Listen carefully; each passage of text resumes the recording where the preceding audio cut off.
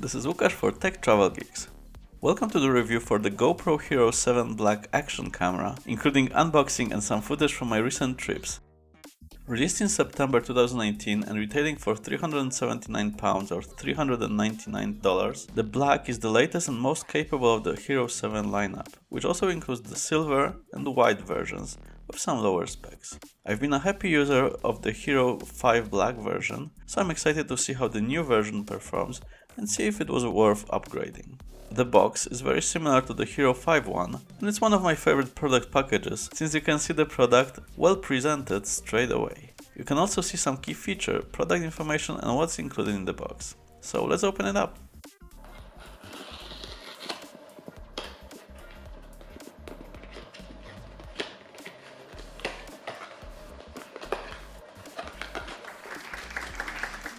Once you detach the device from the box, you'll get the Hero 7 in a basic case and a mount connector, which you can use to attach to other mounts and accessories. In the box, you get a quick start guide, some GoPro stickers and instructions, which I'm sure to read in detail. You also get an USB-C cable for charging and data transfers, two mounts with 3M adhesive tape, which you can use to stick to a surface, and a rechargeable battery, matching previous GoPro devices. The case now has Black 7 branding, unlike previous models.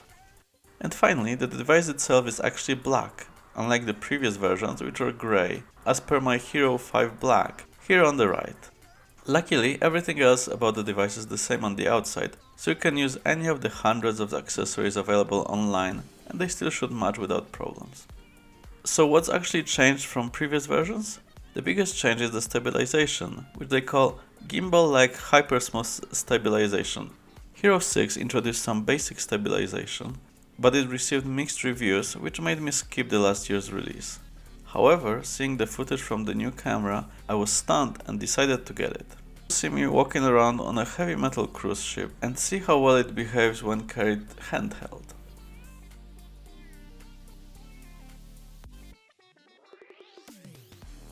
How much better is it compared to its predecessors?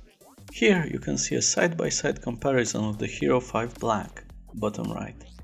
You can see that the image is much smoother than before, and there's no more shaking or micro jitters. What you'll notice in this footage as well is that the dynamic range of the footage has improved, and the color science has changed, in my opinion, for the better. The device also works great for skiing footage. I had the Hero 7 with me while skiing in Chamonix, France, and it worked like a charm. I had it attached to the helmet, but it looks like I had it on a proper gimbal or some other stabilizer.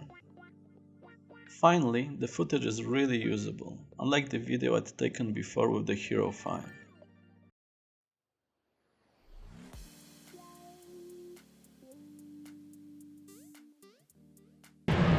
One of the things that GoPro say they improved is the audio quality, so let's see if it's any better. We are testing the audio quality just now in a rather busy museum here in Edinburgh. So yeah, this is the comparison of the audio of GoPro Hero 5 and Hero 7. Let us know what you think, which one is better and is there a big difference? After reviewing the two samples, I can't say there is a huge difference, but I think it has slightly improved, with a bit less noise coming through. The other features are more video resolutions compared to Hero 5.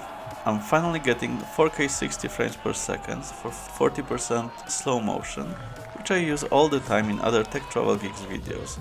And now there's even 240 frames per second slow motion mode, which allows you to slow down up to 10 times if exported correctly. This should allow for some truly epic action shots.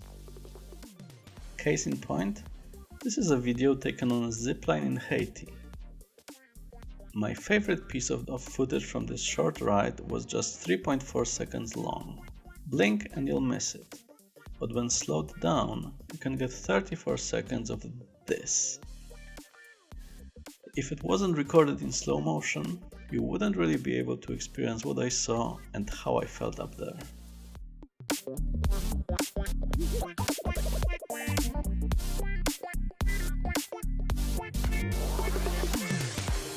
Other than that, it's still a great action camera, small, handy, and great for filming underwater footage. Similar to other recent GoPro cameras, 7 is also waterproof up to 10 meters, or up to 60 if you use a special case. Since I usually just snorkel, in this video you'll see footage from both Haiti and Thailand, I don't really go below that, but if you scuba dive, you should definitely get a case. I own a third-party case myself, allowing me to go up to 45 meters underwater, more than enough for me.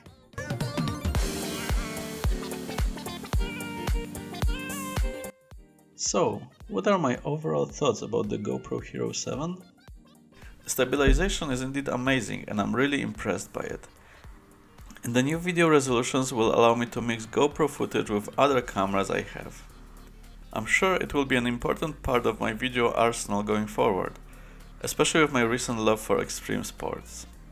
It's worth noting that after I got this device, DJI released the Osmo Pocket camera, which has an actual 3-axis stabilization, unlike GoPro's electronic stabilization. I haven't played with it yet, and I'd love to, but for now, I don't have too much of a buyer's remorse, since the Osmo isn't suited for action shots and isn't waterproof, at least until they release their waterproof casing. Check out Gavin's Gadgets video if you want to know more about the Osmo Pocket. Hope you enjoyed this video. Please let us know in the comments below what you think about this format and leave us a like if you enjoyed it. We're working on a lot of content this month, and if you're interested, please subscribe to our channel and click the notification bell to be notified about future videos. Thanks!